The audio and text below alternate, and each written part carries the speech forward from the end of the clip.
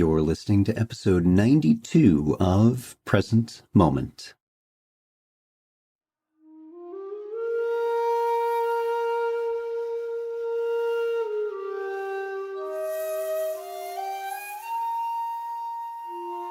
Welcome to Present Moment, Mindfulness, Practice, and Science.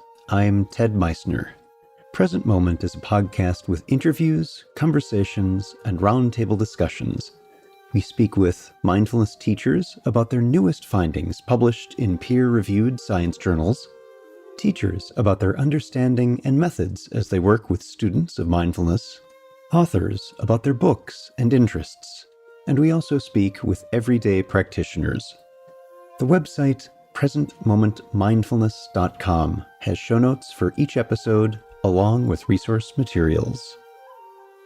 Janet Solyntjes speaks with us about the Colorado MBSR Teacher Group.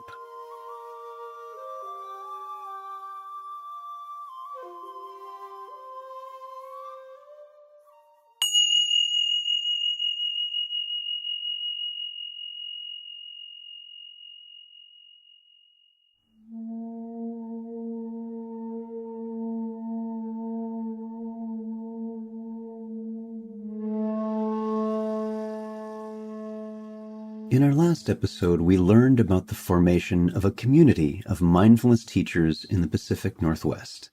In today's interview, we move to another part of the country, exploring this growing need for peer interaction for teachers. Janet Solyntjes is a certified MBSR teacher and practitioner of mind-body discipline since 1977. Janet completed a professional training in MBSR with Jon Kabat-Zinn and Saki Santorelli in 2002 and is on the faculty of the Center for Mindfulness as one of the retreat leaders. Janet leads meditation and yoga retreats in the US, Canada, Australia, and New Zealand, and is a senior teacher in the Shambhala tradition and has taught extensively as an adjunct professor at Naropa University. Our guest today is Janet Solyntjes. Janet, welcome to the podcast. Thank you. Nice to be here. So very glad to have you as a follow-up on this discussion about another group for MBSR teachers. But before we go into that, I'd just like to have you tell us a bit about your background with mindfulness. You always go back and you think, when did it start? Because, of course, there are many experiences in childhood that you would say were experiences in mindfulness, because it's such a natural aspect of being human. But really, formal practice, I had a very little hint of it in college when I took a class on Zen Buddhism. And they had us do this very simple 3-minute meditation practice. And I remember it having some kind of impact. I didn't do it a lot, but there was something there. It's almost like a moment of magic happened. But college years, it wasn't that important and people weren't doing mindfulness then. And so kind of forgot it. And then several years later, I was in a dance studio in Minneapolis. My hometown. Oh, mine too. So somebody had a Naropa Institute catalog and they said, I'm going to go to Naropa this summer. And then they listed these New York choreographers and dancers. Yeah. And I just intuitively said, I'm going to come with you. I have no idea why. So I came out to Colorado and I was just dancing with these New York choreographers in a world where it was pretty heavy meditation, Buddhism, the world of Chogyam Trungpa and his students and Ram Dass. And it wasn't the early year of Ram Dass, but it was that kind of environment. And I still didn't practice meditation. So then I was teaching at the University of Colorado and I got invited to teach at Naropa University. So then I had a job and I was in the environment where almost everybody on the faculty back then was a meditation practitioner. So then I just heard people talk about it. And finally, somebody dared me to do a weekend training. They said, I dare you to do that Shambhala training. So that was interesting. So I decided to, take her up on it. So I did this intensive weekend training and it was secular mindfulness. Interesting that Shambhala training and MBSR actually arose about the same time, like in 1979, that time. Interesting on different parts of the country, but some secular expression of Buddhist meditation. So then I was there and it was so excruciating. It was just so painful, but it was so wonderful. And somehow that painful, wonderful thing was the time it took started to take root. So I just continued to train. And then just sort of fast forward so I continued and I did lots of intensive trainings and I actually started to teach meditation. And then I found John's book, Full Catastrophe Living, in a Salvation Army store for 50 cents or something like that. And I love the title and I bought it and it sat on my shelf for years. So there, I guess now as I'm talking, I realize there's a theme. It takes me a while to get into things. So then there I was at one day, I pulled it off the shelf and I saw, oh my goodness, I was a dancer, right? Trained dancer and a lot of somatic work, a lot of mind body therapy. And I loved my graduate work was in group process, in artistic collaboration. So I looked at it and I'm like, here are all the elements of what I love. Yeah. And so then again, I needed a little nudging to be able to make it to the 7-day. And so then it just sort of, that was it. So what happens with me in both those instances with Shambhala training and MBSR, after the first introduction to it, it just went forward. Back then in early 2001, I can't remember exactly, 2002, you could start teaching the class right away after that 7-day. I almost am embarrassed to say that on a podcast where people might be listening, but Things have changed. things have changed. And so I came back and started teaching. Anyway, that's maybe enough of the background. That's a great story. Thank you so much for sharing about that. So this Colorado MBSR teacher group, how did that start? There's some layers behind that as well. Yes. So you can imagine I come back from this 7-day training with John and Saki, and I've got the whole curriculum, big 3-ring binder, and I'm wanting to start. And because I'm already at Naropa Institute then, not university, they had an extended studies program. So it was easy. I had a venue and they could advertise and I started teaching. But I didn't know the curriculum that well. Are you kidding? I didn't know, but I certainly knew basic Buddhist teachings and meditation, but it was still a different approach. It was different than Shambhala, more of Vipassana, Theravadan kind of language. So then I needed people. So I just started to see if there's anybody else anywhere in the Front Range of Colorado. And I could find one person teaching MBSR and he was no longer teaching it. So then I found somebody in Chicago that I could email and, I kind of plugged along and learned about the curriculum. Again, I'm much happier that it's done in a more deliberate way these days. And then I went to what was called the TDI. And when I was there, Melissa Blacker in particular said, when you go back, contact Karen and Peggy. And I'm like, okay, I'll contact Karen and Peggy. So they were teaching MBSR through Kaiser. And that was sort of the beginning of a group of about 5 of us that met a couple times a year. We were all actively teaching. Some were trained through Duke University, hadn't done anything at the Center for Mindfulness. And certification was just barely getting started. Nobody wasn't even thinking of certification. They were deep Dharma students, every one of them, and just were doing what they could to kind of spread these practices and these teachings. And it was so heartfelt. I had my Shambhala community and my peers there, the teachers that I learned from and that mentored me and that we went through a path together. But I didn't have anything outside of that. And it was so enlivening. So Karen and Peggy are Zen teachers, and there was a psychologist.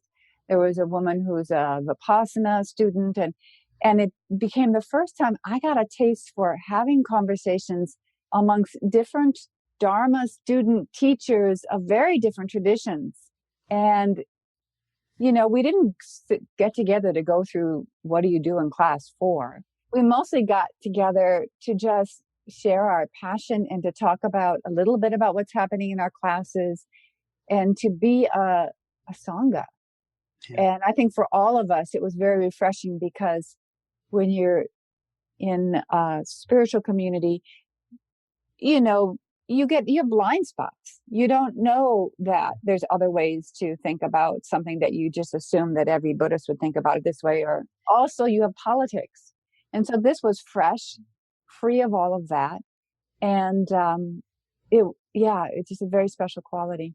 So then that I started to get busy, and I was the one sort of helping that stay together for quite a few years, 3, 4, 5 years. And then I heard about another MBSR group. I'm like, what do you mean another MBSR group? There can't be another MBSR teacher group, you know? And what I learned was that there were many people going through the current path, the Center for Mindfulness, towards certification, who met at the silent retreats that I co-lead at the Shambhala Mountain Center. And that they were on the steps of the Sacred Studies Hall where we have our retreat. They decided to self-organize. So that's different, because they've been going through like practicum together, and now the PTI. And so they have a different feeling to them. And most of them, I would say all of them, they're not Dharma teachers. They didn't come from that background.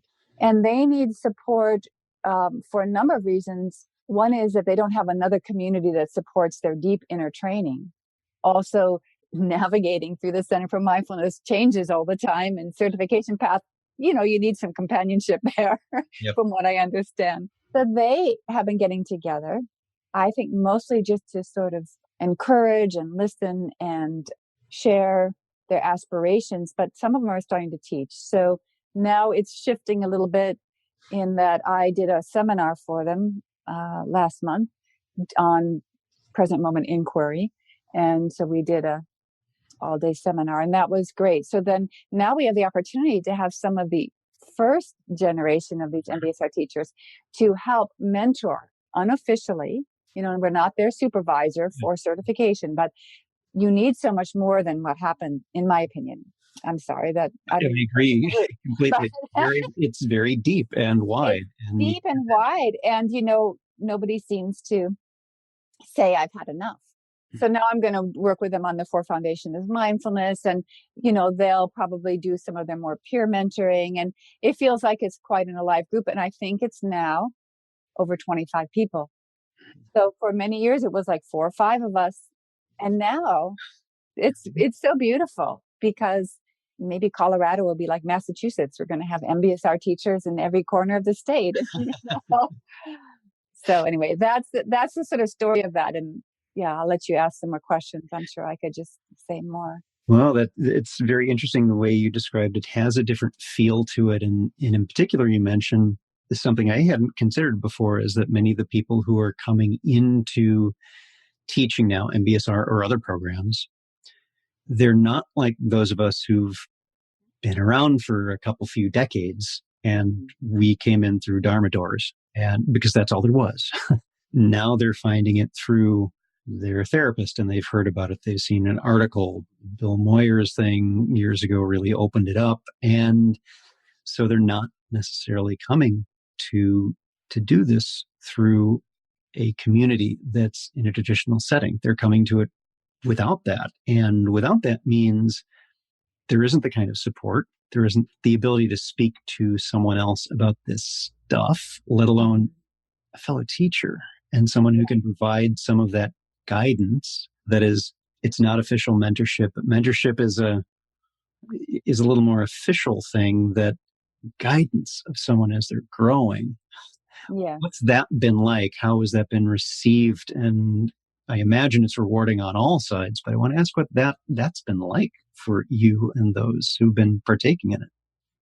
Well, for a number of years, I've done some kind of individual mentoring with people, both through people that are aspiring to be MBSR teachers, but also through the Engaged Mindfulness Institute. So people are still secular mindfulness, but looking for a different population, more prison, juvenile detention centers, more at-risk populations.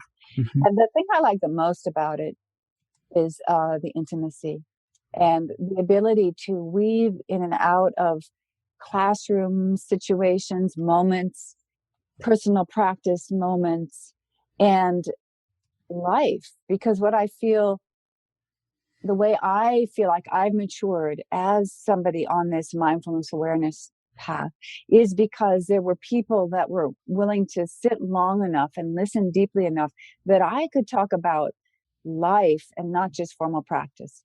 So there was not so much this sense of technicality or religiosity or, it's just like, it's always had to be this mixture. And to be able to do that with another human being, it fulfills something in me. And, I can't say what it does for them, but I do have some people I've seen for years. So I assume there's some benefit. I think the biggest thing I would say I learned when I did my TDI, which is to see, at that time it was Florence and Melissa, to see the power of that inquiry process and to want to know how to do it so badly that I was willing to make mistakes and experiment. And the way I could experiment not was, of course, in the classroom, but more through that intimacy of mentoring, where I could have a chance to continue with the inquiry, maybe longer than I would in a big classroom setting. So anyway, to me, that's such a powerful thing that two human beings can share. So how about some of the challenges you might have run into with your original group, maybe merging with this newer group, or with that size, with that many people in this newer group? Is there any occasional friction or differences of opinion? How do you work with some of the just plain old human foible challenges that are showing up? Well, there's a funny thing that I would say. I've not been involved in the current group other than being invited in. And the kind of odd thing is they mostly have been participants or students in my classes or retreats. And it doesn't mean that there necessarily is a hierarchy, but I can feel a little bit that projection of, oh, Janet. And the original group had none of that. It's like I wanted to know how, what it's like teaching at Kaiser, and they wanted to know what it was like teaching here. And there was less expectation of what would happen when we got together. Yeah. So I think that's part of it. I don't really know how they're doing, because I think the feeling I get is that they're all really wanting to stay focused and to complete the certification process. And it's like a cohort, they're not all in the same timing, but they've created a cohort that serves them. It seems to have a different tone as you describe that, with the way your original group and ones that I've been involved with that have a more relaxed, open tone of simple conversation and shared learning and exploration, versus what I notice in some areas where there's a particular goal in mind, and it's not an enlightenment goal, many lifetimes kind of thing. It's we're going to get this, or I want to learn about inquiry, or holding the space, things that are on the MBI TAC, whatever it happens to be. What's your sense of it? Have you had any impressions of just a different feel to? Yeah. So again, this is speaking because I haven't been so actively involved, but from just listening to you and in this exchange, I realized that I use the word cohort. And then the first time I used the word, we created a Sangha. And they have a different feeling to me, meaning a cohort's moving across perhaps an educational path or some kind of journey that has more intentionality of a destination, right? Yeah. And the Sangha, we didn't have any path we were walking on together, other than we were just happened to be all teaching MBSR. We're walking. We're there. We're not heading somewhere. We're there. And that is a different feeling.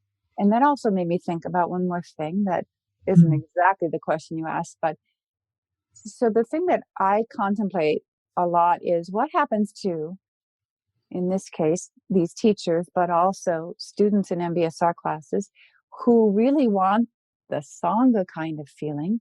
And if they're not in a class or in a structure heading towards something, how do you create that?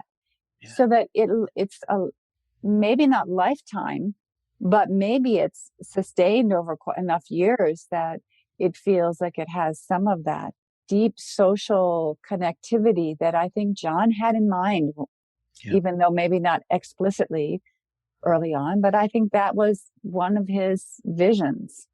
I don't know that he would have called it mindful society. I don't know what he would have called it. And that's the thing that is curious, like in this, current cohort, if they all get certified in our teaching, will they still be coming together? I don't know. It's interesting as you bring that up, and just to pause for a moment and say that our reflections on other groups and use of the term cohort is not intended as a slight in any way. It's an area of distinction and recognition that is absolutely of value. It's simply different than one you and I have experienced in the past. I think you're really hitting on something there, Janet, about a component that's a bit of a shortcoming with mindfulness programs that have a beginning, a middle, and an end. And it's measured in this amount of finite time, ballpark of around 8 weeks, depending on the program. That there is perhaps less of the support for continuity of practice and connection that, you spend weeks with people in very, very intimate stuff, very intimate learning, very intimate practice. And at the end of it, there may be groups that get created online. There's someone will create a closed Facebook group. I've been invited to and joined many of them, and they tend to peter out after a few months because there isn't an active engagement. There isn't this live kind of, you can see the others, you can hear them, you can see what's going on in their body language, whether it's an in-person or video streaming. And for many, that is missing. It's one of the reasons that I and others have a couple times a month a live video stream that anyone can join on some Sunday evenings to help with that continuity. And that's been wonderful. And however much it is a two-dimensional digital community, we do see each other. And it's been supportive of developing very surprisingly close relations that have gone on for years at this point. And so I'm curious if you have a word. So cohort, I'm glad you said that. Yeah, that wasn't negative in any way. It's just a different distinction. And Sangha doesn't, that word is too associated with Buddhist communities. Do you have a word that describes, is it just community, or do you have some word?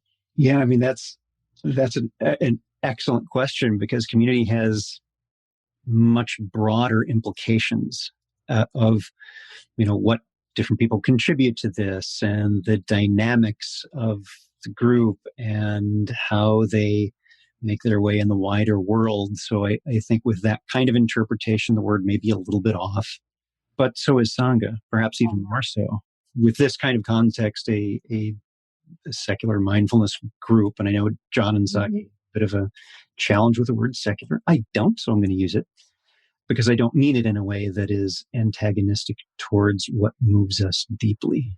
Quite the opposite, in ways that move us quite deeply in this world here and now. What my friend who really manages the group that I host calls it just practice circle, because it is not, there's no, one person on the mountain seat dispensing wisdom. It's a circle. We're all there. There are discussions and breakouts like we do in MBSR. It's for practice. And the community aspects of it and the relations that develop, that's the implicit arising. It's what happens within the practice circle setting, in the same way that relations develop in MBSR programs in other contexts. It doesn't need to be an explicit stake in the ground. We're a community and we're going to do it.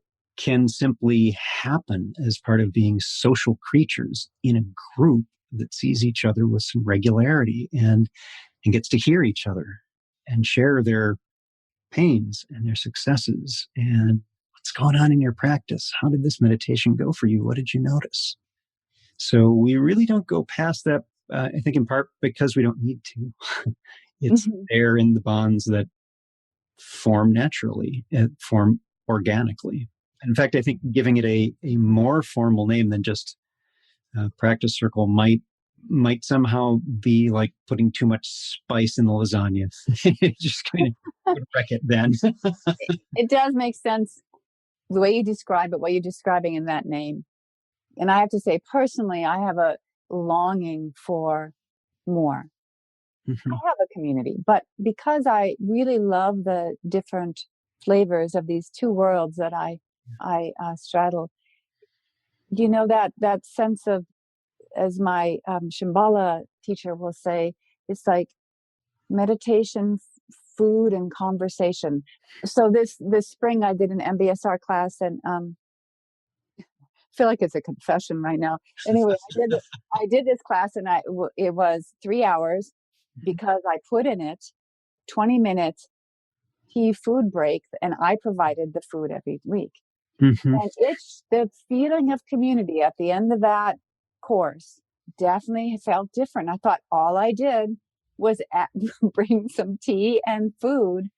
And I thought it's starting to feel more like people want to open their lives. So so I have that longing. And one other thing is that I was just at one of these 7-day silent retreats that I co-lead with Jim Colosi, and there were probably a third of the people have been to our retreat 3 or 4 times. And that's how they're getting to know each other. And they're from different parts of the country. And so that's another thing, like a practice circle. It's like deciding that a particular retreat, you know, and location, and I don't think it has to do with the leaders. I think it's like they're drawn there. Right. And they, even once a year, is enough for them to feel a certain kind of closeness and community that isn't the same as if you're just doing your retreats at all different places. So Yeah, I agree. There's a stability to it, and I think a very normal and human aspect to our character that likes belonging in a group of a certain size. That's not an overwhelming. We're not talking a city of millions where you get lost. We're talking a small group where, you know, it's cheers. Everyone knows your name, and mm-hmm. they're friendly, and they greet you, and they care, and they know what you're going through, and you know what they're going through, and you're in that wonderful rarefied environment of people on a task doing stuff that is difficult, sometimes very challenging, and yet is a kind of development that is perhaps a little different than they can experience elsewhere in their lives. And these are the people they share it with. We have a similar with our Monday community sit in person at the Center for Mindfulness. In addition to every week doing that and having half an hour of a lightly guided meditation and then a half hour of discussion with the group, every 8 weeks we also have tea. Mm-hmm. And so we have a half hour meditation and then tea time instead. And we just set aside the more deep delving and just meet as a practice circle, as a community group as practitioners who get this. And yeah, I think you're right. There is this longing for more than that. And your idea about just tea and small things is a wonderful way to have people experience each other in a very social. You're not eating when you're horrifically overwhelmed with depression or anxiety or other difficulties, unless that's part of what you're struggling with. It's typically when things are okay.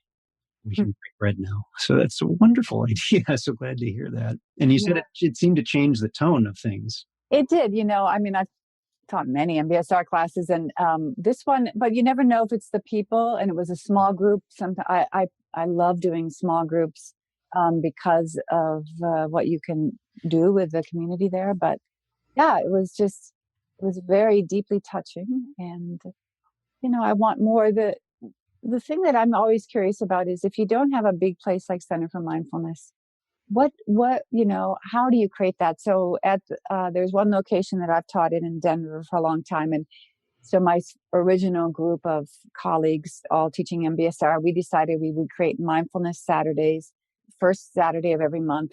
We come up with great topics for the year, advertise the year in advance. Mm-hmm. And we thought, we've got MBSR classes happening in 5 different places. Let's see if graduates want to come. And we had a hard time getting people to come. And I thought, well, that's interesting because this people always say they want more, they want follow up. So it usually just leaves me still curious about in this location, and maybe this is true for MBSR around the world, in this area, what will work? Right. You know, at the Center for Mindfulness, you've got a beautiful building and it's a magnet for people that have done those courses over decades.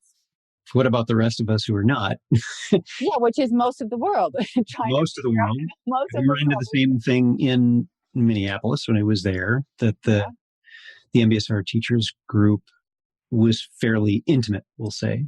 Mm-hmm. And we fairly early on got to know each other. And this is through the efforts, I should mention, of Cass McLaughlin. And we'd see many of the same faces on those rare occasions every few months where we get together just to talk and see what's going on. But there were more teachers there who just, it's, and what do we offer to graduates of programs that isn't there? It's University of Minnesota is really that's the masthead place for MBSR. Well, how do we open it up a little bit more? Because if you're not interested in all of the many very good Dharma centers there in the Twin Cities, if that's just not quite your cup of tea, where do you go? We don't really have any place. So how does that shift? And that's just there, let alone, as you said, the rest of the world. You must be aware of the work that Lodro Rinsler and others are doing in New York City. Yeah. And that those mindful MNDFL centers to me, they're just such an inspiration. So I've known Lodro for a long time. And when he created that, I thought, oh, if we could create that same thing for MBSR. But I thought that's New York City where you can. Where you've got millions of people and it's 0.001% show up. Yeah, right, exactly. But brilliant. Again, it's like responding to the location and the lifestyle and everything. So, right. So we have lots of good work left to do before we die. We do. We do. So on that track, not dying, but good work we have to do. What are some of the things that you would like to see happen, and not just with these efforts around creating community, for want of a better word, within mindfulness folks, people who are interested practitioners, but just in mindfulness in general? What do you want to see happen over the next few years? It seems that there's many, many new kind of offsprings of MBSR and mindfulness, and now lots of compassion training coming up. And so many people say they want to teach. So for me, just from where I am in my life and my 35 years of practice, I'd like to see culturally some kind of understanding about the notion of going away and unplugging. Mm-hmm. So we would call it retreat.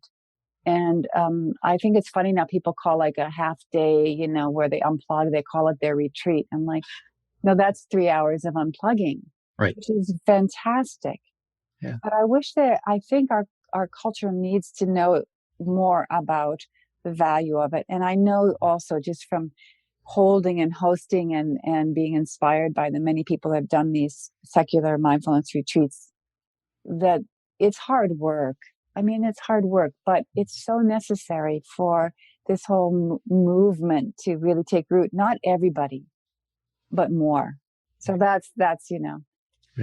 That's what I like to try to support and encourage people on the path to really think seriously about, balancing. And, we're householders, so we're not going to be going to caves and mountaintops and forests, but there's still something that only happens in retreat, in my opinion. No, I completely agree. And it's interesting. This topic came up earlier this morning. I was being interviewed myself for something else. And this topic came up about, what would be nice to happen. And I had said my wife and I were driving somewhere just yesterday, and we saw there were 3 kids, and they're driving, riding their bicycles. And every single one of them wasn't looking at the ground. They were looking at their mobile device. I don't even know how they didn't crash. And one of the things that I suspect is going to be a challenge we have as this generation, these kids, as they grow up, perhaps having difficulty with staying focused on one thing because their entire life is built on lots of very fast distractions happening all at once. And the capacity for unplugging when it seems that 3 hours is really long, and Andy Puttycombe is now going to be including 10 and 5 minute meditations on Headspace because people won't do more because they're so busy, because there's this identification with this, I'm a busy person. That's a title and it's ossified and they're holding onto it tightly. I consider that. And then years ago when MBSR started and there were suggestions, oh, that's just a watering down. That was a watering down. Look at this. And you said so beautifully, Janet. And it's wonderful that there's 3 hours. That some people run marathons doesn't mean others can't run 5Ks and have that be an outstanding thing. Yes. Nice analogy there. Yes. And I also think it's have to say that it's not just the hours. Of course, it's the quality. And there's something about silence that unless you've been in silence, you just wouldn't know how that's the teacher and how that's the healer. And that's the source of your spontaneous wisdom and insight. And, there's just so much there. And, I think that's just where I am in my journey, is at trying to encourage people to do those retreats, longer retreats, and not just people who are trying to become teachers and, tick off that box. I did my 5-day and now I'm doing my 7-day and now I'm done. Really, I try to tell people in class, think about it, Yeah. Yeah. And, if nothing else, there'll be more people in the culture who at one point heard about Dan Harris going to a silent retreat or Anderson Cooper or whoever it is. And they'll start to think, some people do that. So now when I tell people I lead meditation retreats, they even have some framework to understand that. And I think we're going to have culturally, people are going to have to sort of get that for it to become something that is more, I don't know, I don't want to use the word commonplace. There's many offshoot conversations we could have, but that really was my first thought when you asked, what would you like to see happen? I personally don't feel like my efforts are about, let's think of new programs or let's go more, yes, I want it in all sectors of society, but I want the deep. I want to advocate the deep. So culturally embedded, just an aspect of what we do. And as you said, I also am not so keen on, it's ordinary. It's it's not that. It's much more. It's enriching. Yeah. And part of our daily life. Yeah. And it can do things that people don't expect. And I won't, that I've had numerous times couples come and sometimes their relationships on the rocks. And even though the retreat's in silence, can be a turning point. Mm-hmm. It can save a marriage. It can heal a relationship between a mother-daughter, a father-son. And to me, that's worth whatever it takes to get you to that retreat. And it's probably cheaper than the therapy it might have taken for you to do it another way. Which again, it's not criticizing that. It's just something I think it'd be nice for people to start to see. Mm-hmm. What are the benefits of that? Even if you don't have a spiritual path, why might you consider something like that? Wonderfully said. Now, I also want to segue for just a little bit on your own work. You also do programs of mindfulness in the workplace. Mm-hmm. And I wanted to just unpack this a little bit because we've had several episodes in this podcast about what it's like to deliver this kind of program in the corporate world. I've done it myself. Mm-hmm. And there's some criticisms. Oh, that's lacking ethics. Oh, it's just fulfilling corporate greed. Oh, it's just creating corporate zombies. And I wanted to ask about, I know, but and people who teach it laugh every time when I describe this. Yeah. I wanted to ask you about what's been your experience with how the practice and what you teach is received in the workplace. Is there a hunger for it. And what's that like for the people who take it for your classes? Yeah. Oh gosh, it makes me laugh because it's human beings, so I don't know. The very first class I got to teach in a business setting was for the Mind and Life Institute staff when they were based outside of Boulder, because they had never been through the MBSR 8-week course. And so much of their research at that time that they were supporting was based on MBSR. So, of course, that was like such an honor and, very, very wonderful group to work with and to learn from. One thing that happens a lot is I'll get contacted by business and they'll say, we want you to come in and we want you to come in for an hour. And I'm like, okay, I can come in for an hour, but I'm going to try to tell you right now why an hour doesn't make much sense. Okay. And, it's rare. I have done the 8-week course, the full course, maybe 4 times or something in business settings. That's a much harder sell and harder to do it in a business setting when people's to-do lists are nearby or their computer or their boss is in the room. Or I did it for a group of lawyers once. And so then you've got a homogenous group. Every time I would do a little bit of a presentation, that I felt like they're all trying to come up with the rebuttal, it was like, but it was great. I find it, if we can get into the workplace, then things happen like this. So one person said, now, because we did walking meditation near that copy machine, every time I go to that copy machine now, I try to remember that walking meditation. So it place and association can be strong. So, sometimes it just is a very short-lived value. They have insights, so we're going to change this and that and this and that in our workplace now. And usually it doesn't happen due to momentum of a workplace. But I did have the privilege of doing a couple of seminars at a place outside of Denver. And then I heard a year later that they actually created of course, it's in the basement, a meditation room, and that people were actually meeting to meditate. And to me, I thought, oh my gosh, that is so satisfying. So, I don't get the calls so often. I don't know if it's because there are other workplace programs like the Search Inside Yourself happening in the area.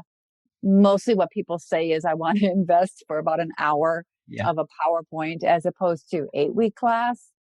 If I could do 3 sit-ups and then I'm healthy for life, that would be awesome. Can you do that? We'll give you time.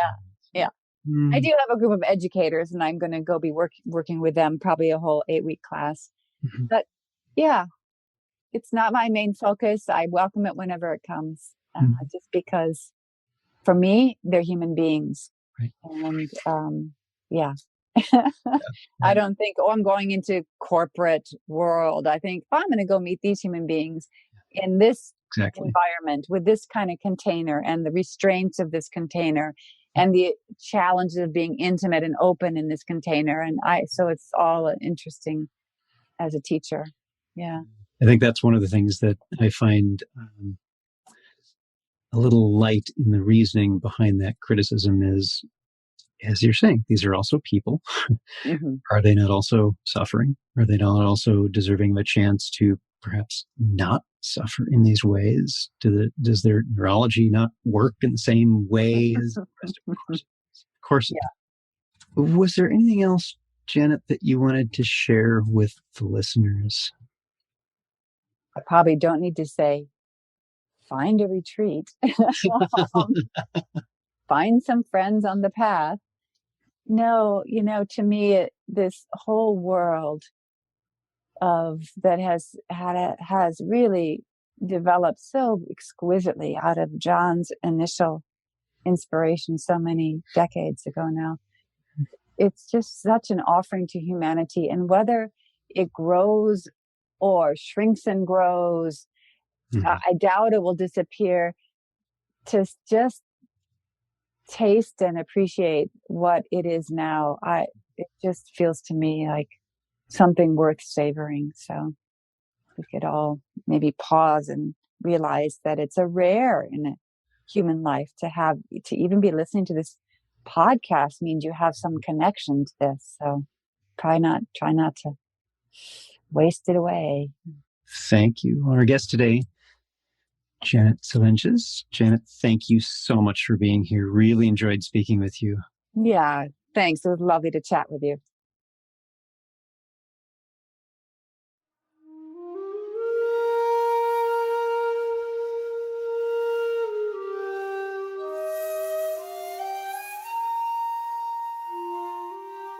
Thanks for listening. If you'd like to learn more about something you've heard in today's podcast, please come visit the website at presentmomentmindfulness.com. You'll find an entire webpage devoted to this and every episode. You can comment on the episode page and find show notes and other helpful resources for your mindfulness practice.